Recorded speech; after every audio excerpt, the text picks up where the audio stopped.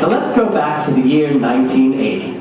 A new musical opened at the Rialto Theater, and the Rialto was actually demolished in 2002, but it spent most of its life as an adult film house. I'm sure many of you have been there. One that was cooled by refrigeration. Just important to note that. In fact, only 5 Broadway shows ever played there, and one of them was a little show called Musical Chairs. Musical Chairs was a show about an audience that took place in an off-Broadway theater. A Pulitzer and Tony Award-winning playwright named Joe Preston is making a comeback after a dry spell, and we see what happens in the audience on opening night of his newest play. Among the characters are his ex-wife, suburbanites on dates, matinee ladies, and 3 critics in the audience whose characters were called only Blue Suit, Brown Suit, and Tuxedo. Now, Ron Holgate played the part of the playwright, but left halfway through the run. That is, he left after 1 week. The rest of the cast was mainly unknowns. Future 5-time Tony-nominated director Scott Ellis made his Broadway debut as a juvenile who just wants to impress his date. Now, Women's Wear Daily called him a hardworking new face. The show was 25-year-old Susan Stroman's second Broadway credit. Yeah, Susan Stroman without the hat. Very rare. Pre-hat. She assistant directed and assistant choreographed Musical Chairs, and it was her first time doing this on Broadway. Frank Rich panned the show, but said, "Let's just say that Musical Chairs is inhabited by game, dignified musical comedy troopers, who for the moment have nowhere to go but up." That's kind of nice and mean. It's all wrapped up in But I think it worked out for her in the end. Yeah. One of the critic characters had a gay love song addressed to one of the actors. So this was a gay love song on Broadway in 1980, even before Dance a Little Closer. And if you want to know more about that, you can check out our website. I was going to say we gave you no context for that, but I feel like people in this room know that Dance a Little Closer had a gay love song. If it only theroseminute.com, you can get some info on Dance a Little Closer. Okay. T-shirts? No. Clyde Barnes called it simply a very sweet evening. He said, "Perhaps there is still life for a Broadway musical that costs under $1 million. We shall see." It was 1980, so these were famous last words. Backstage called it a small jewel with joyful originality, and said, "See, this one to relax and have fun. Take a tired business person and watch the spirits rise." Note that they say business person instead of businessman. Feminism of the 1980s.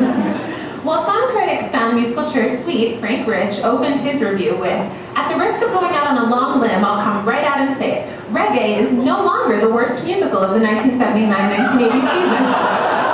That honor has passed on to Musical Chairs." The review only went downhill from there. The show was very small, and with no stars on a Bad Times review, it closed quickly. Now, despite its flaws, Musical Chairs had a bright, tuneful score by Tom Savage. One of the numbers, perhaps the most meta one in the show, came at the end of the first act. Now here to sing from Musical Chairs, Anne L. Nathan.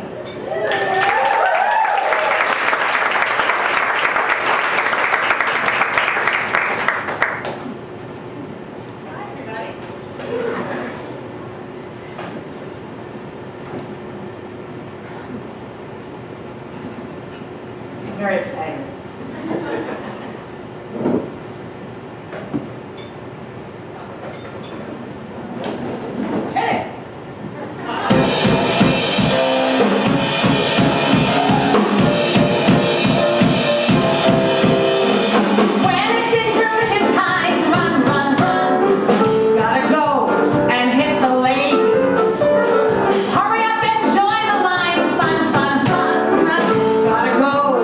Hit the